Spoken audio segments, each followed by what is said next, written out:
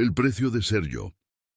Nací siendo el menor de 5 hermanos, en una familia que siempre tuvo dinero, pero nunca tuvo paz. Desde que tengo memoria, sentí que mi casa no era un hogar, sino una pasarela donde todos desfilaban para demostrar algo. Mi madre vivía preocupada por las marcas, las fotos, la imagen. Era como si cada cosa que hacía necesitara una audiencia. Mi madre, Elena, fue siempre una mujer egocéntrica y elegante, de esas que jamás han lavado un plato en su vida y se sienten orgullosas de decirlo. Tenía un armario lleno de ropa que valía más que un carro. Hablaba como si el mundo le debiera admiración y caminaba con la seguridad de alguien que jamás había sentido frío en la piel. Yo la miraba y me preguntaba si realmente era feliz o solo jugaba a serlo. Mis hermanos crecieron copiando todo eso. Hablar bien, lucir caros, presumir herencia. Yo fui la excepción. Nunca pude encajar en ese juego porque siempre tuve una sensación rara en el pecho, como si todo estuviera maquillado para impresionar a otros, pero vacío por dentro. No sabía explicarlo, solo sabía que me molestaba. Mi padre, Ernesto, era el único que parecía real. No hablaba mucho, pero tenía una mirada que te sostenía y te hacía sentir visto. Entre él y yo había una conexión silenciosa, una complicidad que nadie más tenía en esa casa. Cuando él estaba todo se calmaba, incluso mi madre bajaba la voz. A veces pienso que él era el verdadero sostén de nuestra familia. Cuando mi padre murió, la casa se transformó en un mausoleo de apariencias. Mi madre se empeñó en sostener el mismo estilo de vida como si nada hubiera pasado. Pero yo la veía temblar cuando nadie miraba. Vi su rostro cansado mientras se maquillaba para ocultar el dolor. Mi madre era un muro de orgullo sosteniendo un castillo que se venía abajo. Desde su muerte, mi madre quedó a cargo de la fortuna. Lo que para mis hermanos fue un alivio, para ella fue una carga. Pasaba horas encerrada en el despacho revisando papeles, tocando una calculadora como si fuera un rosario. A veces escuchaba ruidos y me asomaba para ver por la puerta. Y ahí la encontraba rodeada de bolsos de diseñador, como si buscaran acompañarla en silencio. Mi hermana Sandra siempre fue la que más me impresionó, pero no por algo bueno. Una buena para nada, como decían mis tías. Nunca trabajó, nunca supo hacer nada por sí misma. Se casó con Christian, un tipo de clase alta también, pero completamente opuesto a ella y a mi madre. Christian tenía los pies en la tierra, hablaba suave, cuidaba su dinero y no necesitaba presumirlo. Yo a Christian siempre lo respeté. Era el único de esa familia extendida que no tenía que gritar su valor. A veces, en medio de esas cenas donde todos hablaban de viajes y ropa, él me hacía preguntas sobre mis proyectos, me escuchaba, me entendía. Sentía que era el único adulto en la familia junto a mí. Cuando cumplí 18 me fui del país, no para estudiar algo elegante como querían ellos, sino para sobrevivir. Trabajé en cafeterías, limpié mesas, hice entregas en bicicleta. Mis manos se llenaron de callos y por primera vez me sentí vivo. Aprendí que la libertad no se compra, se conquista con esfuerzo. Nadie en casa supo de eso, porque si lo contaba iban a decir que era un desperdicio. Mientras yo crecía lejos, mis hermanos se hundían en su comodidad. Pedían plata, compraban carros, viajaban por capricho. Mi madre pagaba todo y luego lloraba en silencio cuando las cuentas no cerraban. Yo lo sabía porque ella me escribía de madrugada con mensajes largos que empezaban hablando del clima y terminaban hablando de miedo. Cuando volví al país después de años, lo primero que noté fue a mi madre envejecida. No hablo de arrugas, hablo de cansancio. Se maquillaba igual, vestía igual, hablaba igual, pero sus ojos estaban vacíos. Vivía obsesionada con no perder el estatus, que ni siquiera sabía si seguía existiendo. Mis hermanos me recibieron como si fuera un turista. Me preguntaron si seguía siendo tan alternativo y si no quería un trabajo de verdad. Yo respiré profundo, sonreí y les dije que estaba bien. Pero por dentro sentí ganas de gritar. Ellos vivían en una burbuja y no querían que nada la pinchara. Empecé a observar a mi madre, no desde el juicio, sino desde la curiosidad. Vi que comía sola, que evitaba el despacho durante el día, pero se encerraba ahí por las noches. Vi cómo protegía una caja fuerte escondida detrás de un cuadro. La ansiedad le comía la postura. Eso me dio miedo. Un día, en una cena tensa, Christian se me acercó y me preguntó si yo también sentía que todo estaba colgando de un hilo. Le dije que sí. Él suspiró y me dijo, «Tu mamá no está bien y nadie quiere verlo». En ese momento entendí que no estaba loco, que alguien más veía lo mismo. Esa noche me quedé sin dormir. Pensé en mi padre, en cómo él habría manejado todo esto. Lo imaginé sentado en la sala con un café, mirando a Elena y diciéndole que dejara el orgullo. Pensé en cómo él jamás habría permitido que mi madre cargara sola ese peso. Al día siguiente fui al despacho sin avisar. Mi madre estaba ahí, rodeada de papeles. Tenía ojeras y el labial corrido.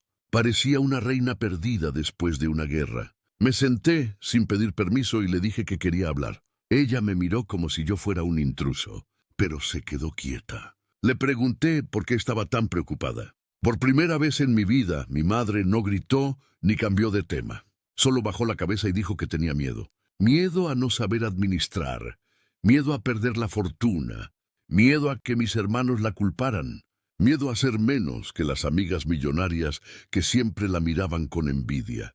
Confesó que no sabía cocinar, que no sabía pedir descuentos, que no sabía usar el transporte público, que no sabía vivir sin alguien sirviéndole.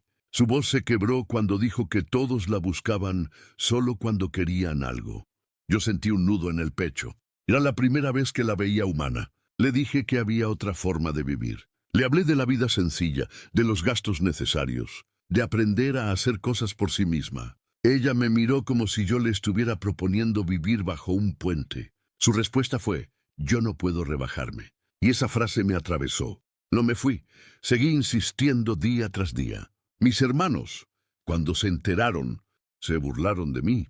Dijeron que era un tacaño, que quería convertirlos en pobres. Yo no respondí, porque sabía que no iban a entender. Ellos no conocían el mundo real. Sandra fue la peor. Hizo escándalos, lloró, gritó. Dijo que yo quería destruir a la familia. Christian se quedó callado un rato, y cuando ella terminó, solo dijo, «Eso que sientes no es amor por la familia. Es amor por el estilo de vida». Esa frase la dejó sin aire. Christian se fue de la casa semanas después. Dijo que necesitaba espacio. Sandra quedó destrozada, pero fue la primera vez que vi su rostro sin soberbia. Tuvo que dormir sola, lavar su ropa, cocinar algo. La escuché llorar en la cocina porque no sabía cómo encender la estufa. Ahí entendí lo profundo que era el problema. Yo me dediqué a mi madre. Le enseñé a hacer mercado, a caminar sin chofer, a preparar pasta. Ella se frustraba porque no sabía picar cebolla, pero un día probó el café que ella misma preparó y sonrió como una niña. Esa sonrisa valió más que cualquier bolso de marca. Mis hermanos comenzaron a evitar la casa porque no había servicio completo ni mesas decoradas. Para ellos, la familia dejó de ser atractiva cuando dejó de ser un espectáculo. Pero para mí, recién estaba empezando a ser real. Sandra empezó terapia. Christian le daba espacio, pero no la abandonó. Ella consiguió trabajo en una tienda de ropa, donde por primera vez escuchó que la gente compraba según el bolsillo y no según la temporada. Aprendió a escuchar, a atender, a sonreír sin presumir. Me contó un día que le gustaba ayudar a mujeres normales a sentirse bonitas. Y ahí supe que estaba sanando. Mi madre, por su parte, vendió la casa grande. No para sobrevivir, sino para respirar. Compró una más pequeña, cálida, con una mesa redonda. Esa mesa significaba mucho para ella. Dijo que en las mesas redondas nadie está por encima de nadie. Yo casi lloré cuando la escuché. El día que nos reunimos en esa casa fue extraño. No había servicio doméstico, no había decoraciones exageradas, no había etiquetas, solo estábamos nosotros comiendo pasta hecha en casa. Mi madre levantó una copa y dijo, «Yo no sabía vivir, solo sabía aparentar». Nadie dijo nada, solo escuchamos. No fue fácil después. Hubo días en los que mi madre extrañó el lujo. Sandra lloró por su pasado, y mis hermanos hicieron comentarios crueles. pero avanzamos, cada uno a su ritmo.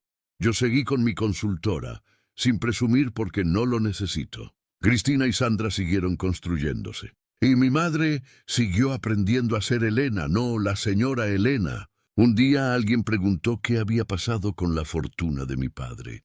Mi madre solo dijo, hicimos lo correcto. No quiso explicar más. Yo entendí que no lo había perdido. Lo había transformado en una segunda oportunidad. Hoy sigo siendo el mismo Marlon distinto al resto, pero ya no me siento solo. La riqueza dejó de estar en los vestidos, las marcas o las casas. La riqueza está en comer juntos, sin ponerse máscaras, en lavar los platos juntos, sin sentir vergüenza, en hablar sin miedo a parecer débiles, y aunque muchos dirían que caímos de estatus, yo digo que subimos de humanidad, porque aprendí que todo lo que es real duele, cuesta, se trabaja y se siente. Lo demás es solo decoración, y al final del día, prefiero 1000 veces ser yo sin adornos que vivir atrapado en un personaje que jamás fue feliz. Esa noche, después de la cena sencilla en la nueva casa, me encerré en mi habitación y por primera vez en años lloré. No por tristeza, sino por el peso de ver a mi familia convertirse en algo tan distinto. Sentí miedo de que todo fuera temporal, de que volvieran a lo de antes, de que la vida nos cobrara la factura emocional, y que llevábamos atrasada desde la muerte de mi padre. Mientras lloraba me di cuenta de que lo que más me había dolido siempre no era la frialdad, ni el dinero, ni las apariencias, sino la ausencia de cariño real. En esa casa nunca se dijo te quiero sin sarcasmo, ni se abrazó sin protocolo. Crecer así me hizo desconfiar del amor, de la cercanía, de lo sencillo. Por eso me fui, no por rebeldía, sino por hambre de algo humano.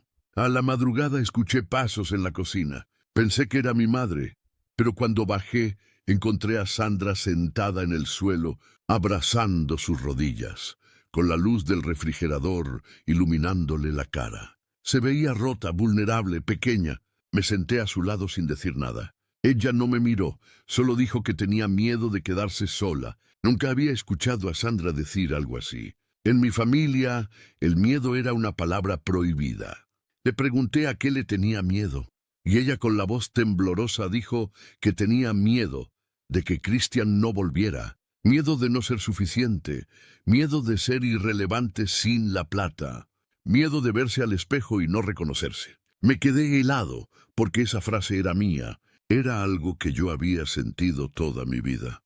La abracé, no para consolarla como un héroe, sino para sostenerla como un hermano que también está roto al principio, se quedó rígida, como si los abrazos fueran extraños para ella, pero después se aferró a mí como a un salvavidas. En ese momento entendí que todos habíamos crecido con hambre de algo que nunca nos dieron, afecto sin condiciones. Cuando nos soltamos, Sandra me preguntó si yo también tenía miedo.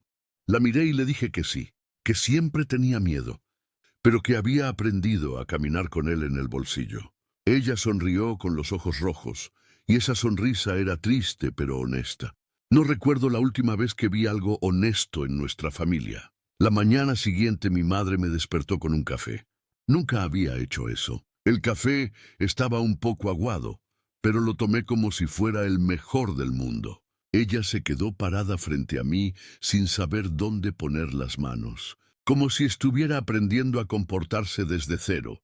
Me dijo que quería hablar conmigo y sentí el corazón acelerarse, porque en mi familia hablar nunca significó nada bueno. Nos sentamos en la sala. Ella respiró hondo y me dijo que se sentía culpable por todo, por haber criado hijos incapaces, por no haber mostrado cariño, por preocuparse más por la etiqueta que por la felicidad, por haber dejado que Sandra creciera pensando que existir era suficiente mérito. Sus palabras eran torpes pero verdaderas. Eso me golpeó fuerte, porque nunca la vi asumiendo responsabilidad por nada. Me miró a los ojos, cosa que no hacía desde que yo era niño, y me pidió perdón. No un perdón elegante ni ensayado, sino uno quebrado, sincero, lleno de vergüenza. Yo sentí que algo en mí se ablandaba. Mi madre, la mujer fuerte e intocable, estaba ahí frente a mí, humana por primera vez. Le tomé las manos y le dije que nunca era tarde para amar mejor. Sus ojos se llenaron de lágrimas y yo vi a una mujer joven encerrada en un cuerpo cansado. Entendí que ella también había sido víctima de esa sociedad que exige perfección aun cuando destruye el alma. Quizás nadie le enseñó a ser diferente. Quizás solo estaba repitiendo lo que vivió. Esa revelación me rompió y me sanó al mismo tiempo. Esa misma tarde, mientras Sandra estaba en terapia y mis hermanos seguían ignorando todo desde su burbuja, decidí visitar la tumba de mi padre. No lo hacía desde hacía años porque siempre sentí que era inútil hablarle a una lápida. Pero ese día tenía cosas que decir. Me arrodillé frente a su nombre grabado en mármol frío. Toqué las letras con la yema de mis dedos como si quisiera memorizarlo. Le conté que la casa había cambiado, que la vida se había torcido, pero también había florecido en lugares inesperados. Le dije que extrañaba su calma, su forma de vernos sin juzgar, su silencio que hablaba más que 1000 discursos. Le dije que tenía miedo de fallar, miedo de no ser suficiente para sostener a mi madre, de no tener fuerzas para seguir impulsando lo que estábamos construyendo. Le dije que deseaba que estuviera ahí para guiarme, para decirme si iba bien o si estaba equivocado. Mientras hablaba, sentí el viento frío golpeando mi espalda y, aunque sé que suena tonto, tuve la sensación de que él estaba conmigo. No escuché su voz, ni tuve una visión, solo sentí paz, una paz que no había sentido desde niño. Eso me hizo llorar de nuevo, pero fue un llanto distinto, liberador. Cuando me levanté de la tumba, me prometí algo. No iba a permitir que el miedo nos definiera. No iba a permitir que la historia de mi familia fuera solo lujo y vacío. Quise que nuestra segunda etapa estuviera llena de humanidad, aunque fuera imperfecta, aunque doliera. Porque entendí que las historias más valiosas no son las que se cuentan con orgullo, sino las que se sienten en el pecho. Esta historia es una obra de ficción. Los personajes, situaciones y diálogos han sido creados con fines narrativos y no representan hechos reales ni personas específicas. Cualquier semejanza con la realidad es pura coincidencia.